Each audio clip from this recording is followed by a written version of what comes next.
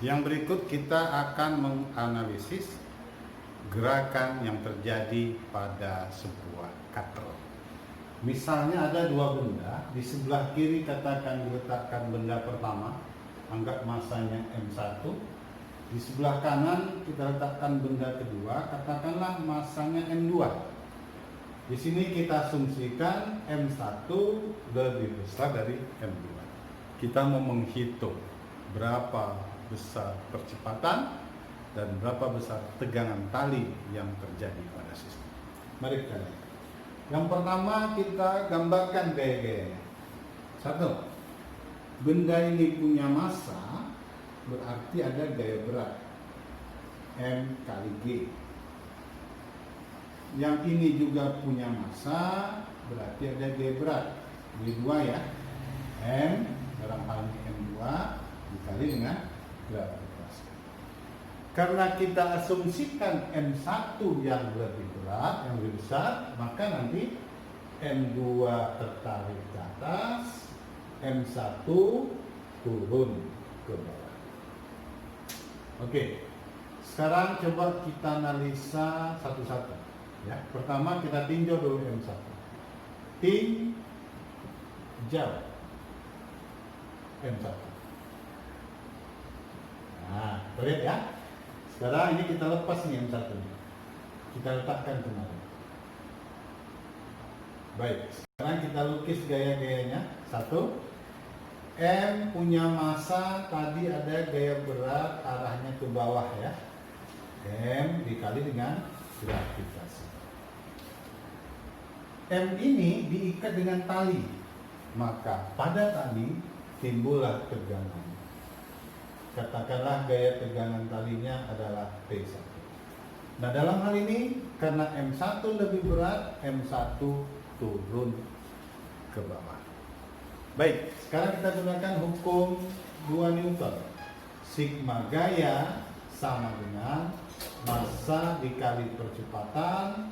Dalam hal ini massanya adalah massa M1. Perhatikan M1. M1 turun ke bawah. Gaya apa yang menarik M1 ke bawah? Dalam hal ini yang menarik M1 ke bawah adalah gaya berat W1. W1 penyebab M1 bergeser ke bawah. Nah, bayangkan gerakannya. Selama M1 bergerak ke bawah, T1 melawan ke atas. Karena T-nya berlawanan arah, berarti W1 dikurang dengan T1. Ini kita samakan dengan M1 dikali 4. Sekarang coba T-nya pindah ke kanan, M1-nya pindah ke kiri. Ya, kita lihat ya. Negatif T1 pindah ke kanan tentu jadi positif ya. T1 jadi positif, geser ke kanan. W1, nah M1 kali A kita pindahkan ke kiri. Berarti kalau ini positif pindah ke kiri jadi apa? Jadi negatif. Baik. Sekarang kita ganti W1 itu M kali G. Maka akan kita dapat M1 dikali gravitasi dikurang dengan M1 dikali A. Anggaplah persamaan. Baik, saya ulang ya. M1 turun ke bawah, sigma gayanya yang menarik ke bawah W1, yang melawan ke atas W1, sehingga sigma F-nya apa? W1 kurang T1. Sekarang dengan cara dan rumus yang sama, coba kita tinjau bagaimana gaya yang terjadi pada benda. M2 kita lepas, ya. Berarti di sini ada M2. M2 ini bergerak ke atas, ya. Nah, sekarang sama dengan tadi. Gambarkan gayanya. Satu, M2 punya massa, berarti ada gaya berat M dikali gravitasi.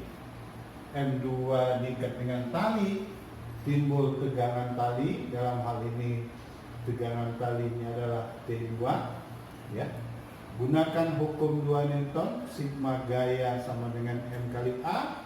Tapi dalam hal ini masanya kita ambillah M2. Baik, bayangkan M2. M2 bergerak ke atas. Perhatikan gambar. Gaya apa yang menarik M2 ke atas? Dalam hal ini, M2 bergerak ke atas karena ditarik oleh T2. Berarti penyebab M2 bergerak ke atas adalah gaya T2. 1, 2. Selama M2 bergerak ke atas, W2 arahnya ke bawah. Maka karena W2 melawan T2, berarti sigma F-nya gimana? T2 dikurang dengan W2. Inilah nilainya, sama dengan M2 dikali dengan dikali. Ingat ya, itu prinsip sigma gaya. Saya ulang. Kalau turun ke bawah, bawah kurang atas. Tapi kalau naik ke atas, atas kurang bawah. Baik. Sekarang coba W2-nya kita pindahkan ke kanan. Maka akan kita dapat T2 sama dengan W2 dijumlah dengan M2 dikali dengan percepatan. Nah, maka dalam hal ini kalau kita ganti W2 itu M kali G, kita akan peroleh M2 dikali G dijumlah M2 kali A, maka ini merupakan apa?